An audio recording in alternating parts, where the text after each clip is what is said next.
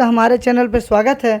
आज ये वीडियो मैं बना रहा हूँ वेस्ट बंगाल बोर्ड के क्लास 12 के सभी स्टूडेंट्स के लिए, और ये वीडियो हिंदी सब्जेक्ट का है। इस वीडियो में मैं हिंदी के फर्स्ट कहानी भाई बहन कहानी का डिस्कशन करूँगा, और इस कहानी को शॉर्ट में जो है इसका पूरा सारांश और पूरी कहानी आपको अच्छे से समझा दूँगा। तो वीडियो का अंत तक देखिएगा। चैनल पर नए हैं तो चैनल को सब्सक्राइब और शेयर ज़रूर कीजिएगा। तो आप लोगों को हिंदी में क्लास 12 के स्टूडेंट्स को 3 कहानी पढ़नी है। पहला का नाम है भाई बहन, दूसरा का नशा और तीसरा का मलबे का मालिक। तो आज भाई बहन कहानी को देखते हैं। भाई बहन जो कहानी है उसे राजेंद्र बाला घोष ने लिखा है। इनका दूसरा नाम है बंग महिला। ये एक लेखिका है, एक महिला है।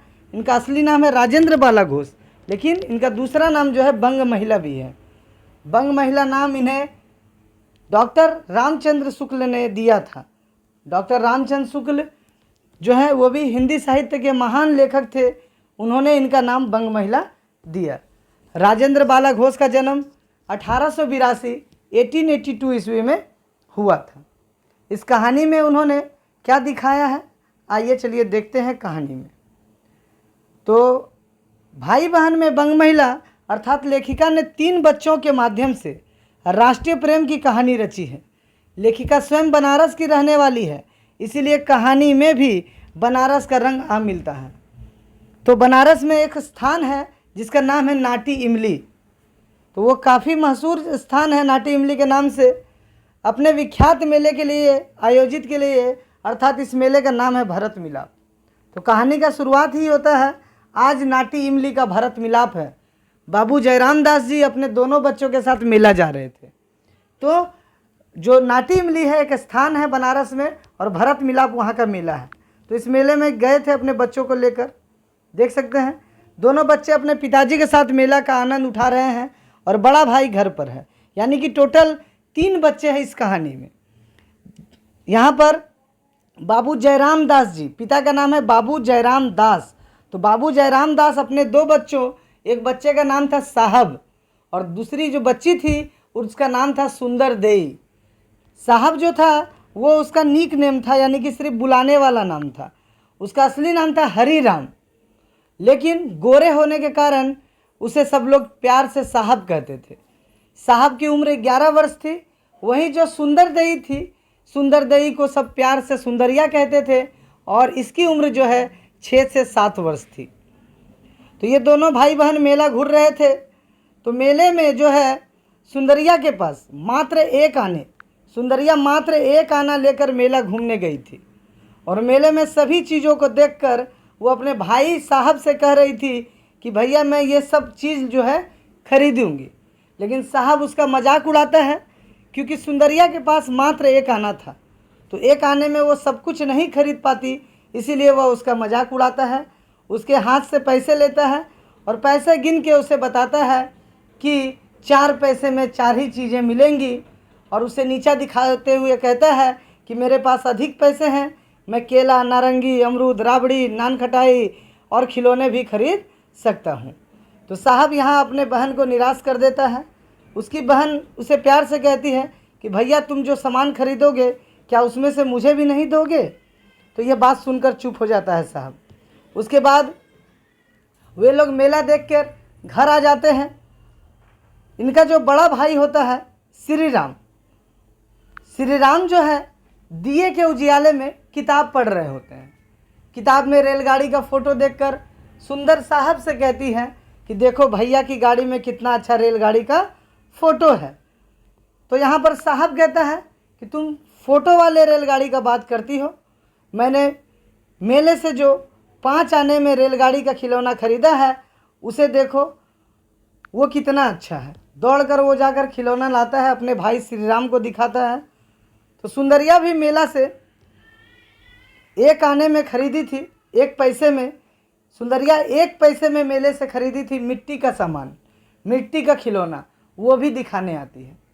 लेकिन साहब सुंदरिया को नीचा दिखाता है और कहता है कि आई है बड़ा 1 पैसे का मिट्टी का खिलौना दिखाने, तुमसे अच्छा मेरा रेलगाड़ी है, क्योंकि मैं इसमें अगर चाबी देता हूँ तो ये चलता भी है।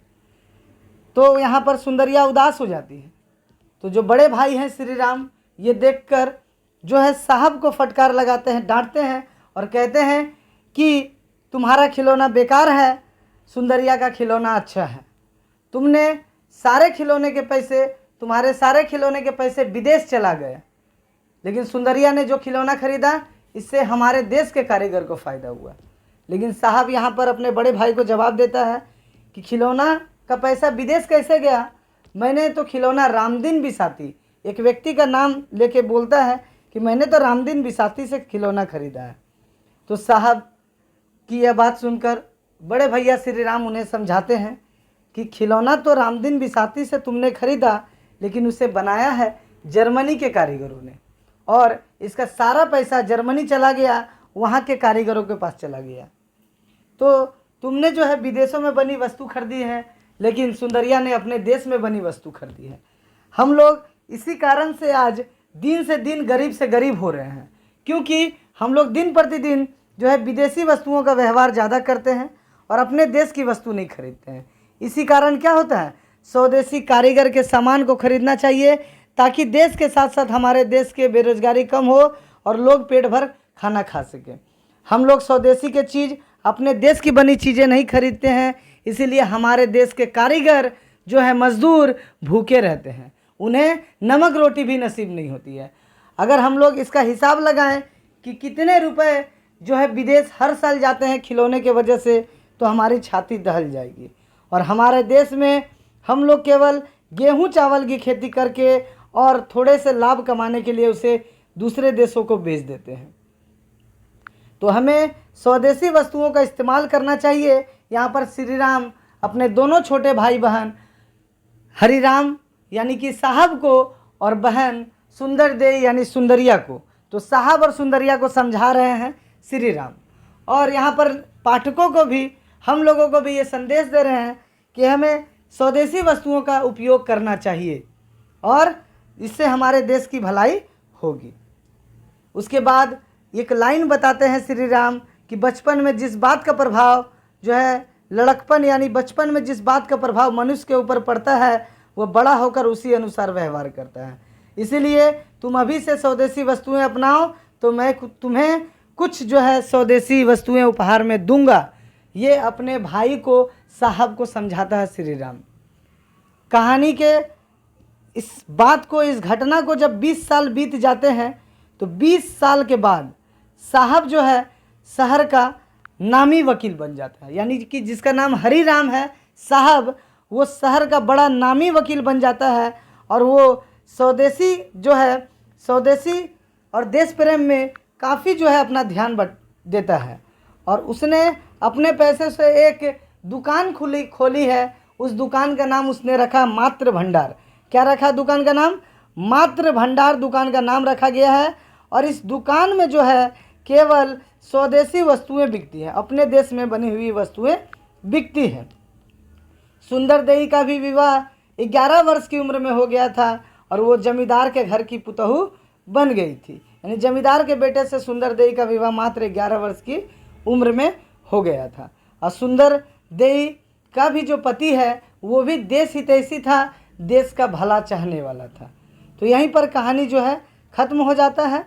लेकिन ये जो कहानी है एक देशभक्ति कहानी है, लोगों के अंदर देश प्रेम की भावना को जगाती है, साथ ही साथ स्वदेशी वस्तुओं के उपयोग को भी करने को बताती है।